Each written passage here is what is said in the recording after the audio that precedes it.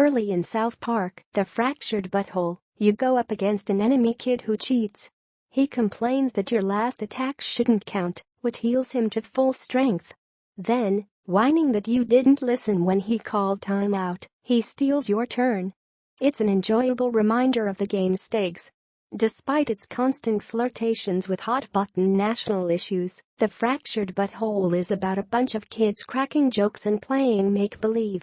South Park, The Fractured Butthole, like 2014's The Stick of Truth before it, is set in a world where the battle system is imaginary. It's a turn-based RPG with some tactical elements. You walk around town, talk to your favorite characters from the shows, and get into lots of fights. This time around, the kids have cynically ditched their swords and spells in favor of a more lucrative genre, superheroes.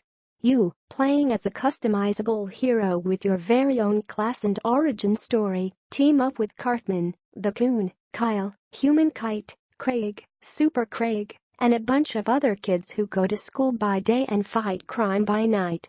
But they're playing pretend. Whether the children of South Park are waging war against malevolent sixth graders or crooked cops, they are governed by rules that they all agreed upon, with powers they invented. Kyle can soar into the sky and shoot laser beams. Craig can enrage enemies by flipping them off. And you, selecting between classes like Elementalist and Assassin, can use abilities ranging from the mundane, punching people in the face, to the outlandish, summoning a giant drone, and the supernatural, conjuring a prison of ice. It's never really clear how much of this superhero game is fact and how much is fiction, but that's the point. The Fractured Butthole's best jokes take advantage of its ambiguous reality. You can't cross those red Lego bricks because the kids declared that they're lava. If your character walks on them, you'll actually combust into flames. You can only move a certain number of spots during combat unless a car is coming, and everyone has to quickly relocate. And if Kyle's whiny cousin decides that an attack doesn't count, then it doesn't count. In 2014, developer Obsidian broke new ground with South Park, The Stick of Truth, the first South Park game designed to be an authentic recreation of the show, complete with writing and voice acting by show creators Trey Parker and Matt Stone. Publisher Ubisoft switched to its internal San Francisco studio for The Fractured Butthole, and there are some structural and mechanical differences, but for the most part, this is more of the same. More fart jokes, more video game meta gags, more shock humor, more fan service, and more ridiculous premises. Like Stick of Truth, The Fractured Butthole is full of beautiful animation, technical issues, and silly banter. It's slicker overall, and with more interesting combat. But it's also less surprising. Nothing in Fractured Butthole lives up to dodging your dad's massive balls or catching that first glimpse of 8-bit Canada. Like the show that inspired it, South Park, The Fractured Butthole is full of contradictions. It is at times poignant and hilarious, and at times tries a bit too hard to be provocative. Critics have slammed the show over the years for using satire not to illuminate issues, but to declare that everything sucks. The Fractured Butthole occasionally makes those same stumbles. Yet its charms, as when it riffs on the idea of overly imaginative kids run amok, are impossible to deny. The youth of South Park haven't donned superhero capes and masks out of a desire to make the world a better place. They're in it for the money, and their goal is to build up a franchise through films, TV shows, and a Netflix series. As Cartman explains early in the game, with great power comes great chicks and money. Before the events of Fractured Butthole, however, their superhero group splintered. Some of the kids left Cartman's gang, Coon and Friends, to start their own organization, Freedom Pals, because they disagreed over who should get the first film. Others stayed by Cartman's side, which is where you start the game. Game review. Multi-platform. Lead. South Park, The Fractured Butthole. Type of game. Fart clicker. Liked. Funny, entertaining, more polished than Stick of Truth. Disliked. Combat and puzzles are very simple, lots of glitches. Developer. Ubisoft San Francisco. Platforms. PS4, Xbox One, PC. Release date: October 17, 2017. Played. Completed game and most side quests in 15 hours, 14 mins. Spent a couple more hours messing around. Fractured Butthole is set amidst this Marvel-style civil war, as the two squads of heroes compete to track down a missing cat and eventually unravel an elaborate plot involving racist cops, illicit drugs, adults behaving badly, mafia dons, time-traveling farts, and the return of a mysterious villain from South Park's past. What makes the story work, as usual, is the contrast between the naivety of the children and the horror of the events happening around them. To build up your franchise, you'll wander around the town of South Park, engaging in menial tasks that feel like they would have been a punchline on the show. The Fractured Butthole, like many other Ubisoft games, barrages you with notifications about all the things you have to do and collect.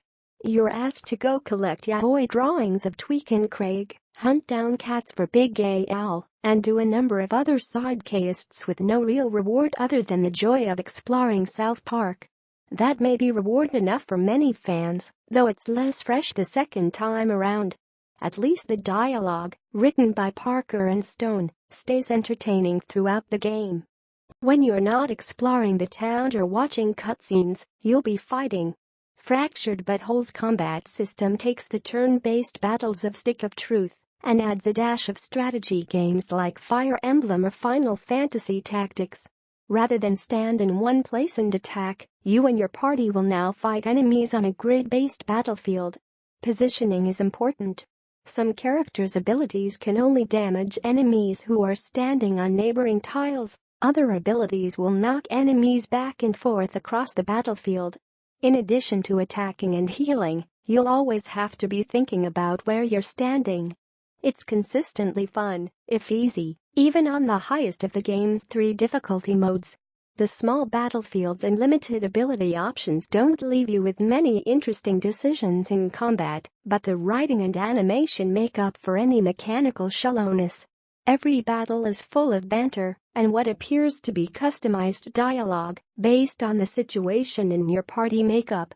Wendy, who steals the show as the whiz hacker superhero call girl, is full of compliments for her sometimes boyfriend Stan, Aka Toolshed. Team her up with Cartman, though, and the two will fire back and forth like the old rivals they are. Even lesser-known characters like Clyde, Aka the mosquito, have amusing exchanges with enemies. "I didn't know mosquitoes could be so tough," says one. "Yeah," Clyde fires back. "Ever heard of the Zika virus?" All of these characters have special combat animations for each attack, as does your main character. I started to treat the game's many little flourishes almost like collectibles, hoping I could see them all. One favorite, when Token, as the superhero Tupperware, gets the grossed-out status effect and vomits into his plastic helmet. The other wrinkle in battle relates to your character's butthole. I did not think I'd ever write those words on Kotaku.com, but here we are. By acquiring and eating special Mexican food, your main character can use his farts to change the course of time, both in and out of combat. While fighting, you can hold down the triggers to disrupt an enemy's moves, freezing time to take away one of their turns or pause combat, so you can punch them for a little while. Some of these moves can lead to annoying glitches, unfortunately. Over the course of my playthrough I ran into one major crash and a handful of bugs including lip-syncing errors and one boss battle where the music would stop every time a character started talking. Time farts can lead to some weird technical bugs in combat. I also got to see Ms. Cartman duplicate. For some reason, even with those battle innovations, the Fractured Butthole can feel a bit conservative, which seems bizarre to say about a game that can be so deliberately depraved. It is a well-crafted game, and like its predecessor, it feels like an authentic recreation of South Park the show. It is full of shocking, outrageous moments. But it can also feel sanitized, like a Disney-fied rendition of a cartoon that won many early fans over with how crappy and explicitly un-Disney it was. It's all just a little bit shiny, with quest pop-ups and helpful hints everywhere you look, As if the developers were a bit too concerned with making sure nobody would get stuck, lost, or frustrated in any way. While you're exploring, you'll find obstacles that can't be surpassed until you've unlocked the right party member.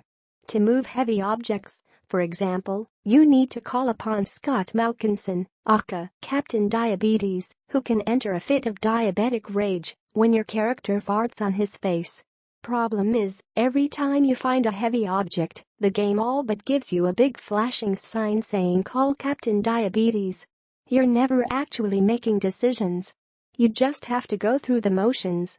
In a recent episode of the podcast Still Processing, critics Jenna Wortham and Wesley Morris talked about Dave Chappelle's recent return to comedy and his use of shock humor to target vulnerable people.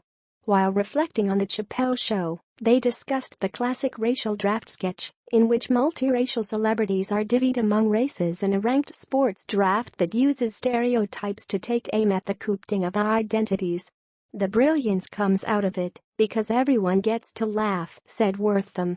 No one feels like they're being laughed at. I wish all of South Park, the fractured butthole, felt that way. There are some brilliant send-ups, like a level that takes you deep within a police station to learn why South Park's cops are so racist.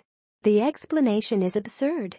There are moments when the game feels like it's punching down, albeit charmingly, if that's possible. And then there are a couple of scenes that made me wonder just what Trey Parker and Matt Stone were trying to say or accomplish, like a sidecast in which you have to smack prostitutes in order to charm them into turning on their pimp. There is no larger point, and the story doesn't develop any further. You just slap some sex workers and move on. Ha, ha. Of course, Parker and Stone have always been happy to indiscriminately hurl shock humor grenades, less concerned with what they're hitting than with simply blowing up as much as possible. The Fractured Butthole is a good game, one that I'd recommend to anyone who likes South Park. It's better than its predecessor, but also not quite as revolutionary, and I hope that, if Parker and Stone decide to make a third game, they take a more radical approach. I also hope they keep throwing grenades, even if I wish they were more selective about the targets. In an old interview, Parker and Stone once claimed that their primary creative driving force has always been to make one another laugh, whether that's through clever satire of video game tropes or just making dumb fart jokes. I've always found that to be admirable. However sprawling the South Park media empire has become, we're still just watching two overgrown kids playing in their backyard, cracking jokes and pretending to be superheroes.